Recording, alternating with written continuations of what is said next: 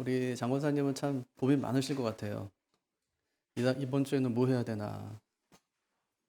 네, 그게 진짜 엄청난 고민이거든요. 저도 마찬가지예요. 네.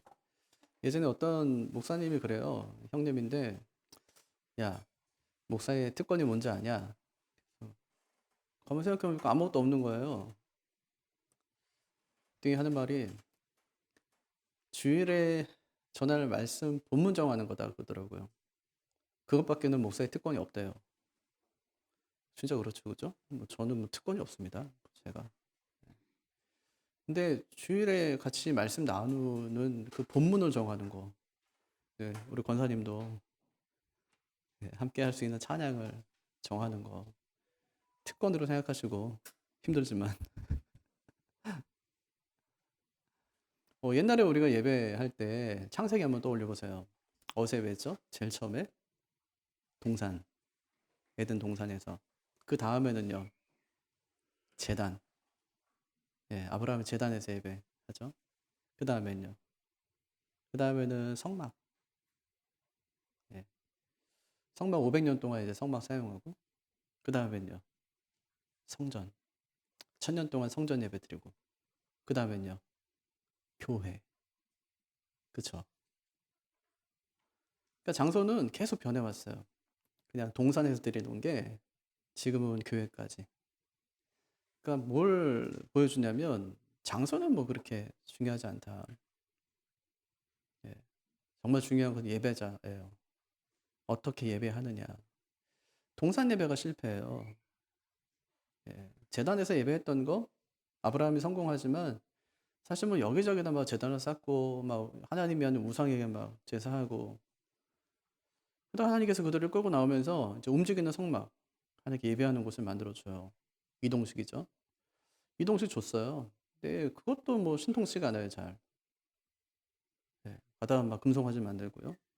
그래서 이제는 정착해서 하니까 그럼 이동식 가지고는 안 되잖아요. 정착했으니까. 그래서 고정식 이제 성전을 줬어요.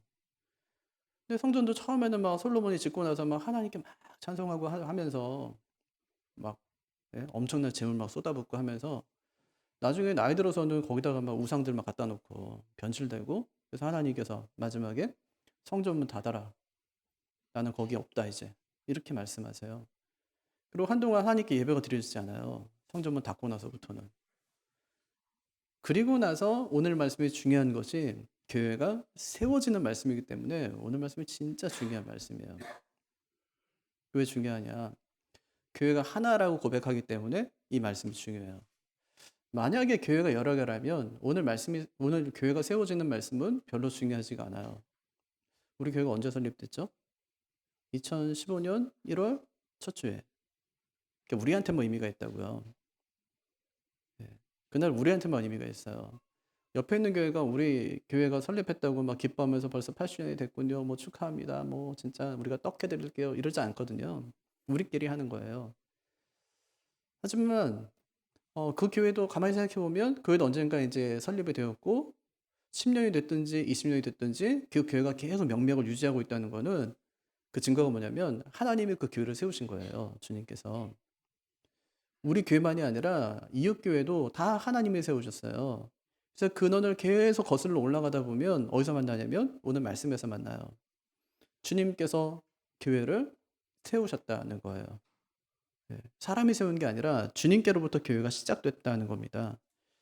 그래서 모든 교회가 하나이기 때문에 오늘 말씀이 참 중요하다는 얘기고요. 그래서 모든 교회의 기준이 어떻게 돼야 돼요?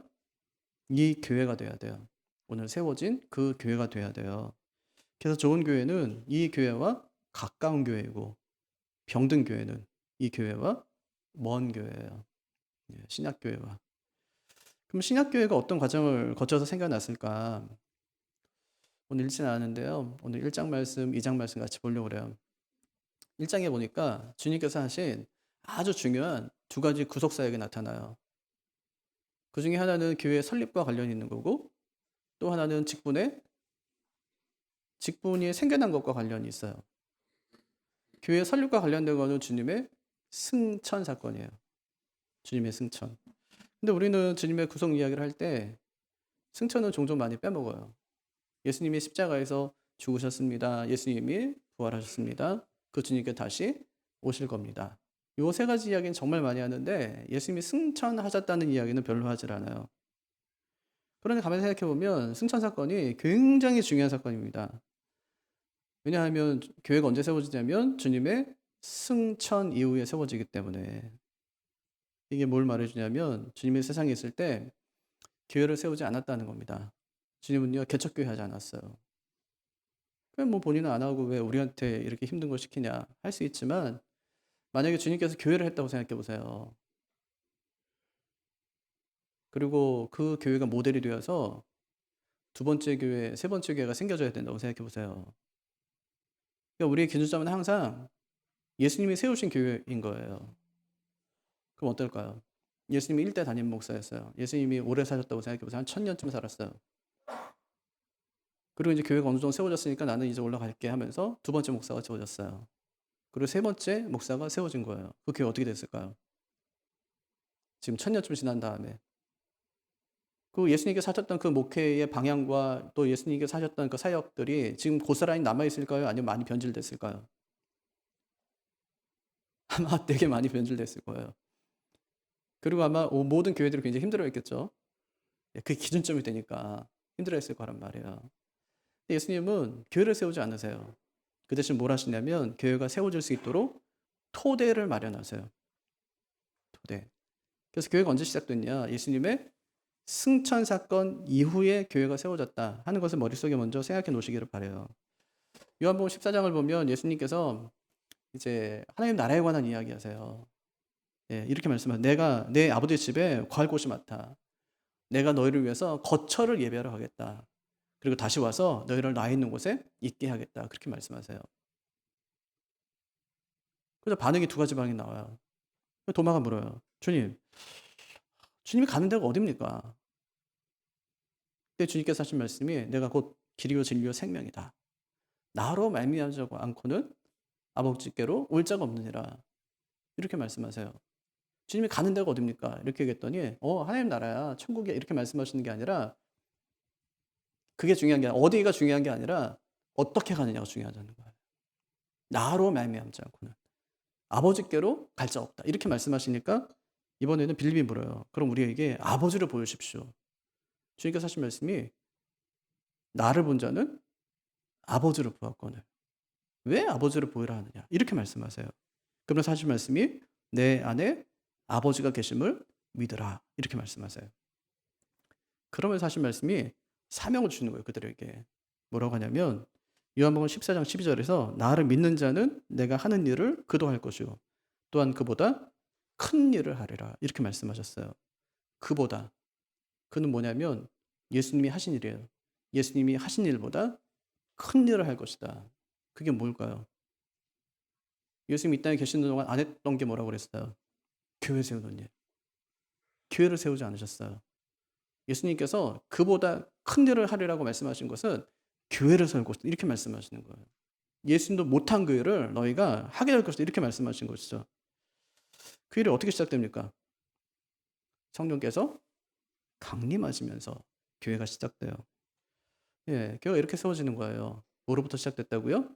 예수님의 승천. 그래서 승천의 고백은 교회를 세우는 데 있어서 굉장히 중요하다. 예, 굉장히 중요하다는 거예요. 예수님 올라가서 뭐 한대요? 너희를 위해서 거처를 예비하고. 그 승천하신 다음에 우리 이 땅에서 뭐 하는 거예요? 교회를 세워요. 교회를 세운 이유는 뭘까요? 주님의 거처를 예비하실 때 함께 갈 사람들이 그 공동체를 만드는 거예요. 함께 가는 사람이 이 땅에서 만들어져요.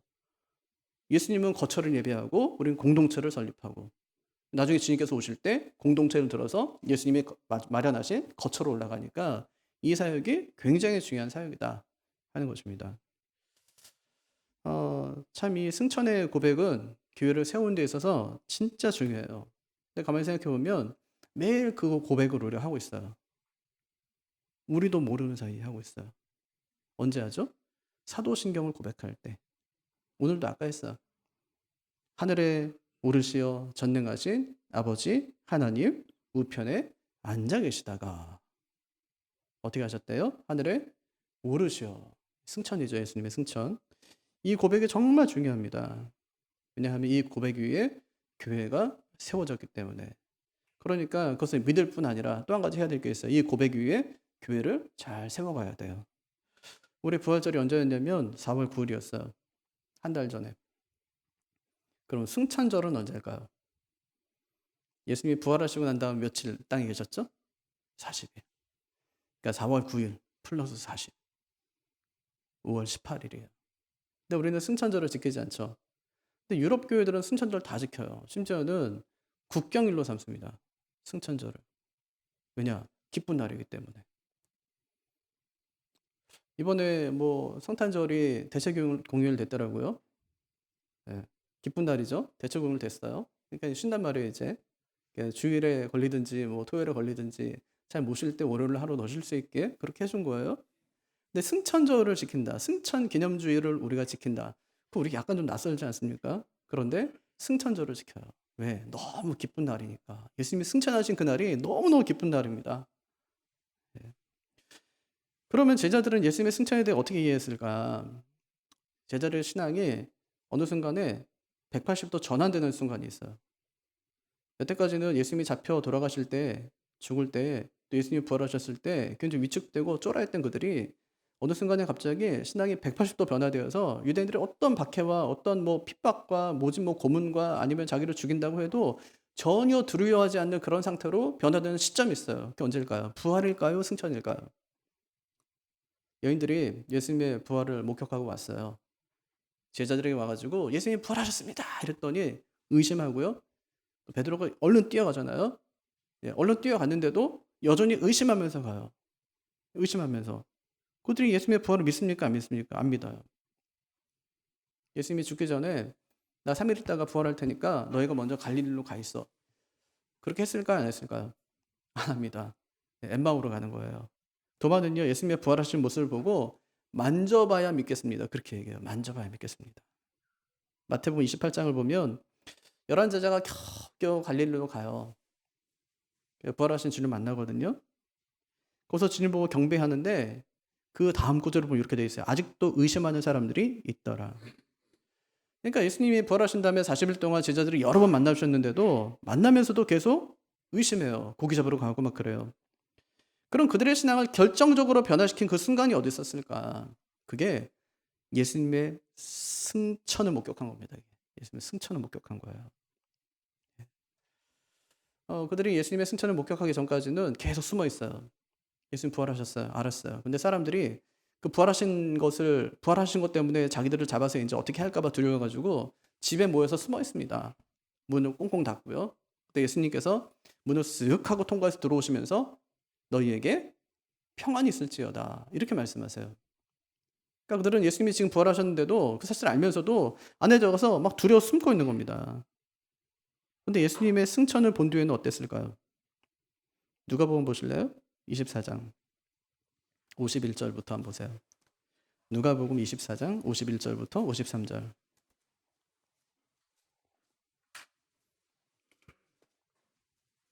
자, 같이 한번 읽어보죠. 시작. 축복하실 때에 그들을 떠나 하늘로 올려지시니 그들이 그에게 경배하고 큰 기쁨으로 예루살렘에 돌아가 늘 성전에서 하나님을 그래요. 찬송했다. 이렇게 얘기하죠. 그죠? 축복하실 때 그들을 떠나 하늘로 올려지시니 어떻게 해요? 그들이 경배하고 또 하나 큰 기쁨으로 어떻게 했대요? 어디 돌아가요? 다시 예루살렘으로 돌아가요. 그래서 어디 있는 거예요? 성전에. 뭐 했대요? 하나님을 찬송하니라. 야, 엄청 바뀐 거예요. 승천을 목격한 그들이 엄청나게 바뀌었다고요. 성전은 밀폐된 장소입니까? 공개된 장소입니까? 공개된 장소예요. 그 사람들이 엄청 오겠네요. 왔어요. 뭐 했다는 거예요? 꽁꽁 숨어 있었어요? 아니요. 하나님을 찬송해버려요. 그들이 누군데요? 예수님의 제자. 뭘 본 거예요? 예수님의 승천. 뭐가 생겼어요? 담대함. 승천을 본 사람들의 모습이었어요. 그것이. 자, 49절도 한번 보세요. 어떻게 했냐면 볼지어다 내가 내 아버지께서 약속하신 것을 너희에게 보내리니 너희는 위로부터 능력으로 입혀질 때까지 어떻게 해요? 이 성에 머물래요.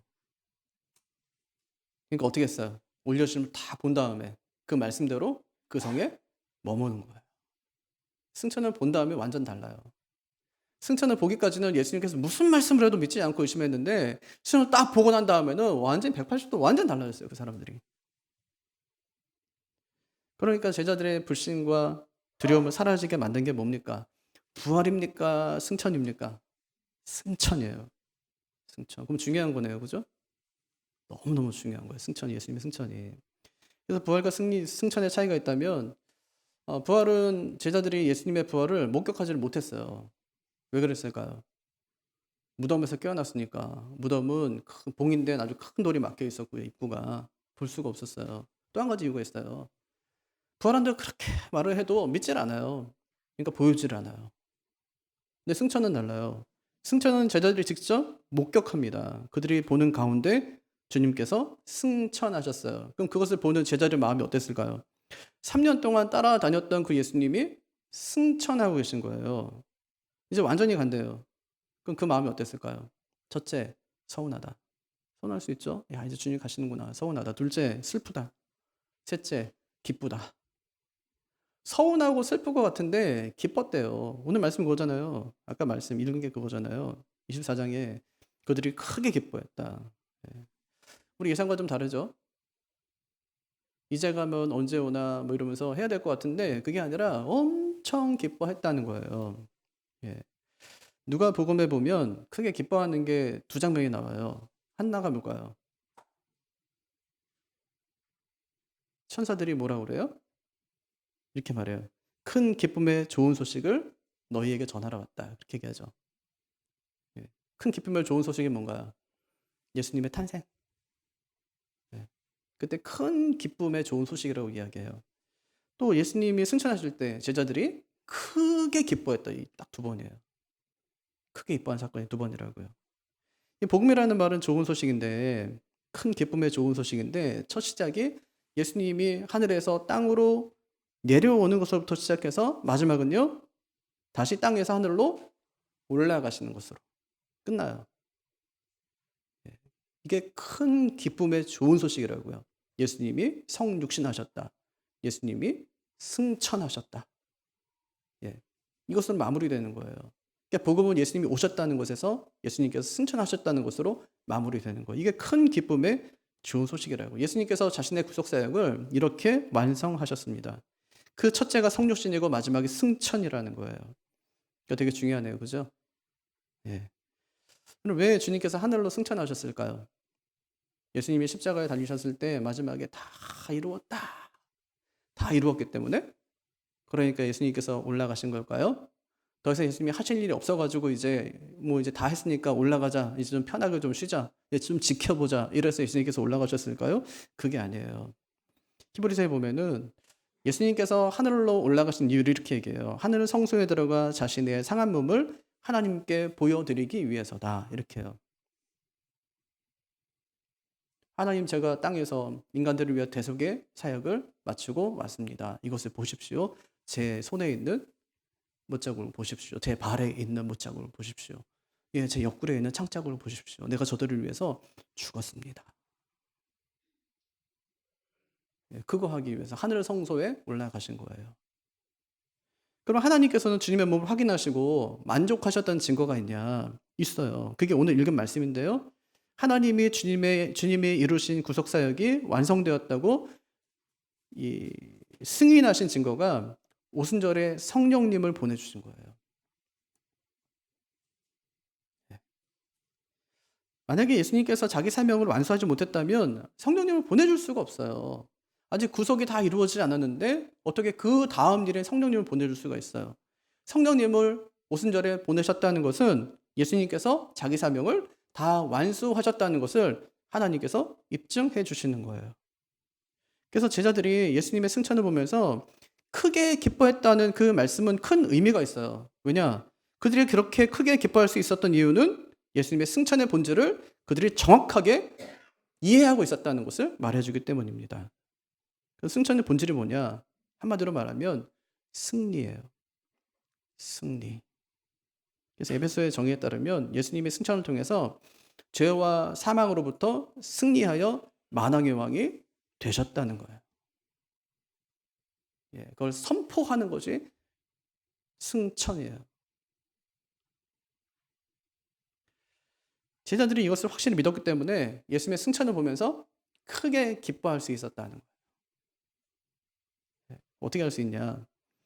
그들이 예수님의 승천을 승리로 보았는지 그렇게 보지 않았는지 어떻게 할 수 있냐? 사도행전 1장에서 그들이 승천을 보고 난 다음에 그 다음에 그들이 한 일을 보면 알 수 있어요. 뭐랄까요? 교회를 세우는 일이 아니에요. 그럼 뭐 할까요? 직분자를 먼저 세워요. 이것이 어, 교회 설립과 관련한 주님의 두 번째 사역이에요. 첫 번째 뭐라고요? 승천하셨어요. 승천. 왜요? 교회를 세우기 위해서. 근데 교회를 세우기 전에 해야 될 일이 있어요. 그게 직분자를 세우는 거예요.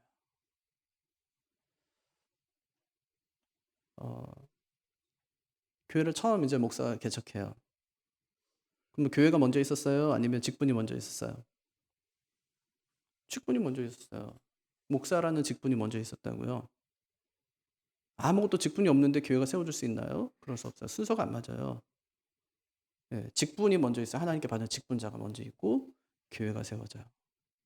이 원리예요. 주님께서 교회를 세우기 위해서 승천하셨어요. 근데 교회를 세우는데 주님께서 교회 먼저 세우는 게 아니라 직분자를 먼저 세우세요. 그래서 가룟 유다 대신에 누구를 세우죠? 사도행전 다시 돌아와서 1장 26절 보면 제비를 뽑아 마띠아를 얻으니 그가 11 사도의 수에 들어가니라. 예. 가룟 유다 대신에 누구 뽑아요? 마띠아를 뽑는 거예요. 이것이 제자들의 승천을 승리로 제대로 이해했다는 증거입니다. 그들이 승천을 승리로 이해하고 제일 먼저 한 것이 뭐냐면 직분의 회복이에요. 직분의 회복. 이것이 회복돼야 교회가 세워질 수 있기 때문에 직분을 회복하는데 베드로가 그 자리에서 설교하면서 승천을 승리와 연결 지으면서 인용한 성경 구절이 있어요. 이게 시편 109편인데 한번 여기 한번 보세요. 사도행전 1장 15절 거기 보니까 이래요. 시편에 기록하였으되 그의 거처를 황폐하게 하시며 거기 거하는 자가 없게 하소서 하였고, 이게 전형적인 저주시네요. 그죠?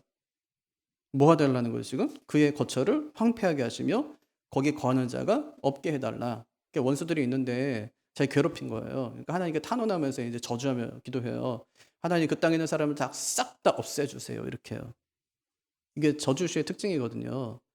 그러니까 이것은 마치 이제 하나님의 정의와 공의가 실현되기를 원합니다. 이런 기도예요. 그러면서 어떻게 해달라고 말하냐면 진짜 뭐 엄청나요. 저들의 자녀들은 고아가 되게 하시고 빌어먹게 하시고 저들의 아내는 과부가 되게 하시고 저들이 좀 황폐케 되게 하시고 이런 기도를 시편에 엄청 하는데 109편이 그런 얘기예요. 그러니까 하나님의 공의와 정의를 실현해달라. 이제 그런 기도를 한 다음에 또 하나 있어요. 공의와 정의를 실현한 다음에 그 다음에 하나님께 간구했던 것이 또 일러스되 그의 직분을 타인이 취하게 하소서 이거예요. 예. 그러니까 지금 원수가 못 뺏어간 거예요. 직분을 뺏어갔는데 하나님 그들을 완전히 뭐 황폐해달라 그런 기도한 다음에 직분을 다시 빼앗아서 우리한테 회복시켜 주십시오 하는 기도를 시편 기자가 하고 있는데 베드로가 그 구절을 그대로 인용하면서 지금 상황에서 승천하신 주님이 이제 승천하셨잖아요. 그러고 난 다음에 이제 교회를 세우기 위해서 하나님 그 직분 이제 승리하셨으니까 예수님이 승리하셨으니까 그 직분을 빼앗아서 우리에게 허락해 주십시오 하고 지금 기도하고 있는 거예요. 기가 막히죠. 베드로는 그냥 바보 어리석은 뭐 무식한 어부가 아니에요. 말씀 교육을 갖다 받지 못한 것 같은데 근데 아니에요. 성령께서 그에게 말씀을 주시고 그 말씀을 정말 기가 막히게 인용하면서 하나님께서 교회를 세우기 전에 우리에게 직분자를 허락해 주실 것을 요청하고 있는 거예요. 요청. 그러면 누가 지금 직분을 빼앗아갔죠? 가룟 유다. 빼앗아갔어요. 그럼 어떻게 해야 돼요? 도로 찾아와야 돼요. 도로 찾아오려면 원수와 싸워서 이겨야 되겠죠. 원수와 싸우면서 이겼다는 거예요. 그게 예수님의 승천이에요. 예수님이 승천함으로 만왕의 왕이 되셨어요. 그럼 이제 뭐 해야 돼요? 직분을 나눠줘야 돼요. 회복시켜야죠. 그래서 주님이 승천하신 다음에 베드로가 시편 109편 인용하면서 가룟 유다의 직분을 타인이 취하게 해달라 이제 그렇게 얘기했어요. 그러니까 주님의 승천을 모르면 직분을 이해할 수 없고 승천을 모르면 교회도 제대로 세울 수가 없다 그 말이에요. 그래서 이런 걸 잘 모르니까 예 이렇게 교회가 세워지고 또 직분을 주신 분도 우리 주님이다 이런 사실을 모르니까 엉뚱하게 막 목사가 자기가 뭐 교회 주인인 줄 알고 착각하고 네. 성도 중에 어떤 사람은 자기가 진짜 뭐 교회의 주인인 줄 알고 착각하고 그럴 수 있다는 거예요.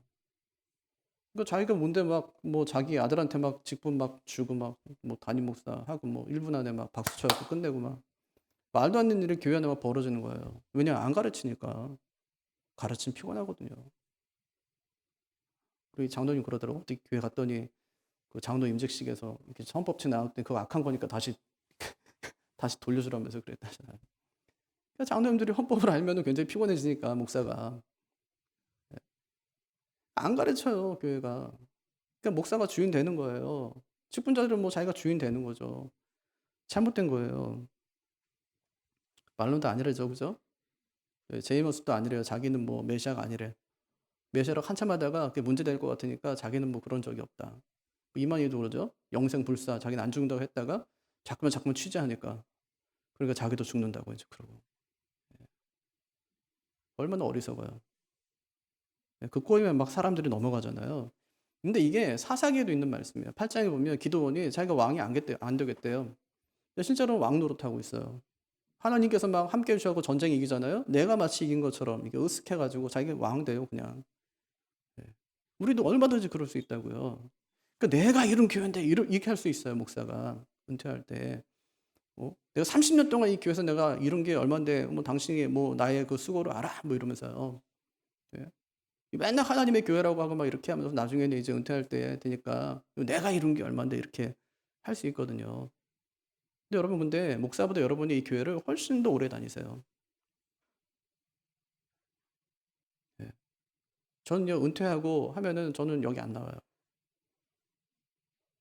근데 여러분 여기 계속 다니셔야 돼요. 그럼 교회를 누가 끌고 가고 누가 교회를 세워가야 돼요? 목사가 아니에요. 여러분이 하셔야 된다고요. 누구 통해서요? 장로님들 통해서. 장로님과 함께. 그 당회를 건강하게 잘 세워놔야 되는 거예요. 목사 한 사람에 의해서 막 1인 막 한 사람이 막 교회를 막 자꾸 흔들고 이렇게 해서는 안 되고 교회 공동체가 정말 건강해 가지고 예수님의 승천 위에 직분자가 세워지고 그 직분자를 통해서 하나님께 일하시는 것을 함께 보면서 교회를 건강하게 세워가는 것은 여러분이 하실 일이에요. 그건 제가 한 일이 아니라고요. 저는 가이드할 수 있겠죠. "이렇게 하면 어떨까요?" 하고요. 하지만 공동체가 "아이 목사님 그것보다 성경적인 건 더 이거 아니겠습니까?" 하면은 그대로 가는 거예요. 그런 건강한 교회를 세워가야죠. 그래서 사도행전 1 장은 교회의 설립자가 누군지 확실하게 보여줍니다. 교회는요 예수님의 승천으로 세워졌어요. 승천하신 예수님은 교회에 직분을 나눠 주시는 거예요. 근데 문제는 뭐냐면 하늘에 계신 그리스도가 안 보여요. 그래서 직분을 회복한 뒤에 주님이 하신 일이 하나님이 하신 일이 오순절에 성령을 보내 주신 일이에요. 그게 사도행전 2 장이에요. 성령이 왜 오셨을까요? 직분자들에게 능력 주기 위해서요. 자, 다시 정리해 볼게요. 예수님은 승천하고 직분을 회복시켜 주세요. 성령님은 직분자들에게 임하셔서 사명을 감당하게 하세요. 예. 체계적이죠, 그죠? 그러니까 직분자들이 감당해야 될 사명이 뭐냐? 주님께서 어느 날은 제자들 모아놓고 이제 마지막에 그런 말씀하세요. 모든 족속으로 제자를 삼으라. 약간 좀 황당하죠. 12명한테 모든 족속으로 제자 삼으라 그러니까. 만약 우리한테 구리에 지금 19만 명이 있는데 니네가 다 제자 삼아라. 황당하죠. 할 수 있습니까? 우리 역량이 돼요? 그거 안 돼요. 그럼 모든 족속으로 제자 삼으려면 제일 먼저 해야 될 게 뭐예요? 너희는 가서 이랬으니까 가야 돼요? 아니요. 그게 아니라 언어부터 배워야 돼요. 선교사님들이 어디 파송받으면은 거기서 제일 먼저 하는 일이 2년, 3년 동안 언어를 습득하는 일이에요. 아니 말이 안 되는데 어떻게 복음을 전합니까? 그러니까 가서 할 때 인제 우리는 베트남어 배우러 학원 가고 아니면 영어 배우러 학원 가고 학원 가야 돼요. 열심히 인제 언어 공부한 다음에 인제 하나님께서 가라고 하신 곳에 가야 되는 것이 맞는 거죠. 예. 근데 하나님이 그렇게 하질 않으세요. 오순절날 하나님이 모든 족속을 한 군데에 다 불러 모으세요. 다. 그때 복음을 듣고 예수 믿을 사람을 각국에서 다 불러 모으신 거예요. 그때 모인 사람이 약 200만 명쯤 된대요. 근데 문제는 뭐냐면 말이 안 통해요. 그래서 하나님께서 주신 것이 방언의 은사예요. 방언은 말이에요. 우리말이나 방언이나 똑같아요. 소통하는 도구예요. 수단이라고요. 진짜 중요한 것은 방언을 하는 자체가 아니에요. 진짜 중요한 건 그 안에 담긴 내용이에요. 예, 그 내용을 전달하기 위해서 하나님이 방언, 언어를 주신 거예요. 언어를 주신 거라고요. 그로사라는 단어가 이게 그래머예요. 예, 언어를 주신 거예요. 하나님께서. 왜냐하면 그들에게 전해야 되는 복음의 내용이 있기 때문에. 그 내용이 뭘까요? 예수님의 죽으심과 부활. 예수님의 죽으심과 부활을 증거하기 위해서 그들에게 언어를 주신 것이죠. 이렇게 성령께서 오셔서 그들의 직분을 감당하게 하십니다. 놀라운 건 뭐냐면 그렇게 직분을 감당할 때 그들 사이에서 두 가지 반응이 나오더라는 거예요. 첫 번째는 다 놀라며 당황해요. 두 번째는 조롱해요. 2장 보실래요? 12절 13절 사도행전 2장. 다 놀라며 당황하여 서로 이르되 이 어찌 된 일이냐 하며 또 어떤 이들은 조롱하여 이르되 그들이 세술에 취하였다 하더라. 저들 지금 술 취했구만 이런 얘기예요. 조롱했다는 얘기인데 그 말을 듣자마자 베드로의 반응 뭐예요? 지금이 아침 9시인데 무슨 술에 취했다는 얘기냐. 요엘서에 예언했던 말씀이 지금 성취되고 있는 중이다. 이렇게 얘기합니다. 정확하게. 예. 그리고 사역의 결과가 뭐죠? 사도행전 2장 보세요. 다시 41절. 그때 최초의 교회가 세워져요. 그 말을 받은 사람들은 세례를 받음에 그날에 신도의 수가 3,000이나 더하더라. 여러분 교회 그림이 좀 그려주세요. 그러니까 처음 교회가 세워질 때 먼저 뭐가 있었어요? 먼저 승천이 있었고 승천하신 주님께서 직분을 허락하셨고 직분을 허락하실 때 그 직분자에게 니네 힘으로 하지 말고 뭘로 하래요? 성령으로. 성령께서 직분자들에게 임하시고 그래서 그들이 직분의 그 직무를 감당하니까 믿는 사람들이 생겨지고 믿는 사람들에게 세례를 베풀자 교회가 생긴 거예요. 이게 교회가 세워지는 그림이에요. 먼저 승천이 있었어요. 이게 누가 하시냐면 다 하나님이 하시는 일이에요. 교회가 세워지는 것이. 그러니까 믿는 게 아니에요. 믿어지는 거지. 교회를 우리가 세우는 게 아니에요. 교회가 세워지는 거지. 하나님이 하신다고요. 우리가 하는 게 아니라고요.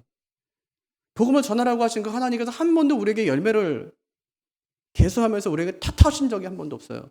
교회가 지금 30년이고 40년인데 이것밖에 안 되냐 이렇게 말씀하신 적이 한 번도 없어요. 구약의 선지자들 보십시오. 가서 전하지 않을 때 하나님이 책망하는지 모르지만 가서 전했을 때 그 열매를 보면서 한 번도 책망하지 않았어요. 왜냐하면 그거는 하나님이 하신 일이니까.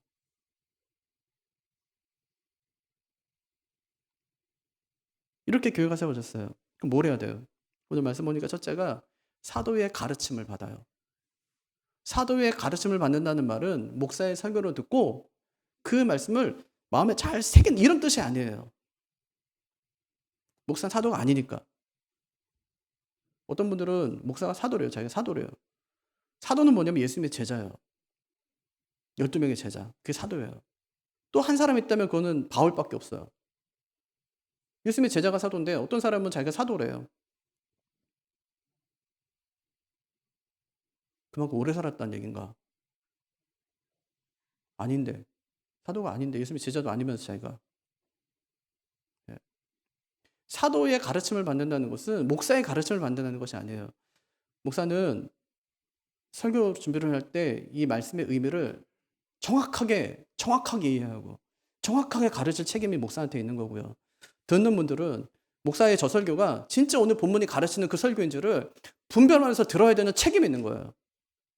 그럴 때 목사의 저 설교가 본문의 가르침과 맞다고 생각했을 때 그 말씀을 받아들이고 또 그 말씀을 받아들일 때 교회가 세워지는 거거든요. 그게 사도의 가르침을 받는 거예요. 그러니까 설교를 하는 것만 중요한 게 아니라 우리 저는 설교학 시간에 설교를 엄청 배워요. 실습도 하고 막 많이 한다고요. 근데 듣는 훈련은 여러분 안 하시잖아요. 설교 듣는 훈련은 안 하시잖아요. 믿습니까? 하면 무조건 아멘하고. 뭔지도 몰라요. 그냥 믿습니까? 이러면 아멘하고 이러고 끝나요. 그냥. 그게 뭔지도 모르고. 이게 첫 번째예요. 두 번째가 있어요. 서로 교제하며 떡을 떼야 된대요. 그러니까 교회에서 사도적 가르침만 받으면 그 교회는 신학교가 돼요. 학교. 교회는 학교가 아니거든요. 거기 한 가지가 더해져야 되는데 그게 뭐냐면 서로 교제하며 떡을 떼는 거예요. 어떤 방식으로 성도는 교제하냐? 떡을 떼면서 교제해요. 떡을 뗀다는 말이 뭘까요? 주님의 몸을 뗀다는 거예요. 왜 주님의 몸을 나누어 준다고 얘기하지 않고 왜 띈다고 얘기할까요? 예수님이 당하신 고난을 상징하는 거예요. 십자가 고난, 십자가 위에서 주님께서 어떤 희생과 고통과 고난을 당하셨는지를 기억하는 거죠. 떡을 나눕니다. 우리는 한 몸에서 나온 사람들이다 하는 것을 함께 고백하는 거죠. 이 고백 공동체에 하나 된 것이 교회는. 두 번째 요게. 세 번째가 있어요. 열심히 기도하는 거예요.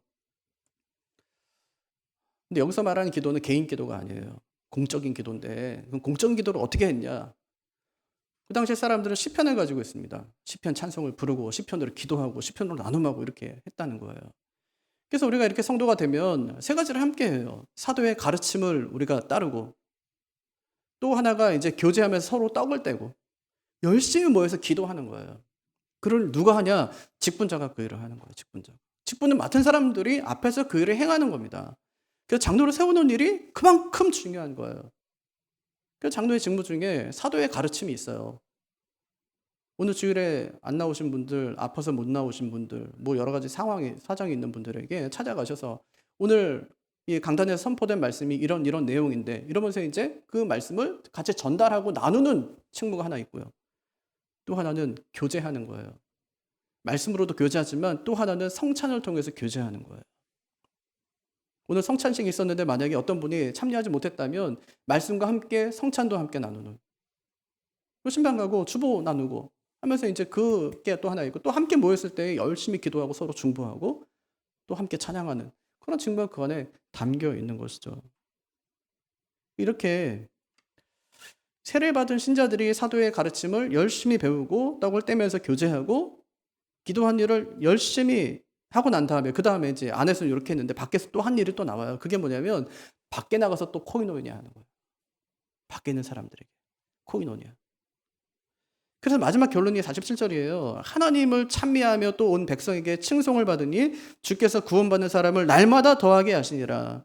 그럼 처음 교회가 어떻게 세워진지 이제 이해가 좀 되십니까? 교회는요, 내가 세우는 게 아니에요. 주님이 세우시기 때문에 교회의 머리를 주님이라고 하는 것입니다. 근데 그 머리가 지금 어디 계신 거예요? 하늘에 계신 거예요. 하늘에 계신 그리스도가 교회를 세우신다는 거예요. 그렇지 않고 몇 사람 모여가지고 우리가 한번 교회를 한번 세워볼까? 이래서 교회를 세웠다고 생각해 보세요. 어떻게 될까요? 바벨탑이 되겠죠. 우리가 한번 교회 세워보자 이렇게 했어요. 제가 참 신기한 건 어느 교회는 30년 됐는데 10명 모여요. 근데 교회가 명맥이 끊이질 않아요. 계속 교회가 되는 거예요. 유지가 돼요. 희한하게. 안 될 것 같은데 유지가 되고 안 될 것 같은데 유지가 되는 거예요. 왜 그럴까요? 주님이 세우셨기 때문에. 근데 어떤 교회는 하자마자 막 500명, 600명, 700명 되다가 갑자기 폭삭 주저앉아요. 왜 그럴까요? 어쩌면 사람이 세운 것이기 때문이 아닐까요? 교회는 주님이 세우시는 거예요. 교회 설립자는 주님이세요. 승천하신 주님은 교회를 설립하기 위해 직분자를 먼저 세우십니다. 우리 교회가 오늘 직분자 장로님을 특별히 세 분을 세우려고 하는 것은 우리 교회가 어떤 권위가 있어서가 절대 아니에요. 우리가 아무리 애써서 하려고 해도 주님의 뜻이 아니면 오늘 한 분도 세워지지 않을 거예요. 주님의 뜻이 아니면. 그래서 오늘 우리는 투표를 통해 주님의 뜻을 묻고자 하는 겁니다. 승천하신 주님이 교회를 세우기 위해서 한 명이 필요하다고 하면 한 명을 세우실 것이고 3명이 필요하다고 하면 3명을 세우실 겁니다. 오늘 베드로의 고백처럼 그의 직분을 타인이 취하게 하소서 하는 고백이 우리에게도 있기를 바랍니다. 주님의 직분자를 세우심은 교회를 세우기 위함이에요. 주님이 주신 직무에 충실해서 승천하신 주님을 드러내고 성령께서 베푸신 은혜를 마음껏 누리는 복된 성도들, 복된 교회가 되기를 주님의 이름으로 축복합니다. 자리에서 일어나셔서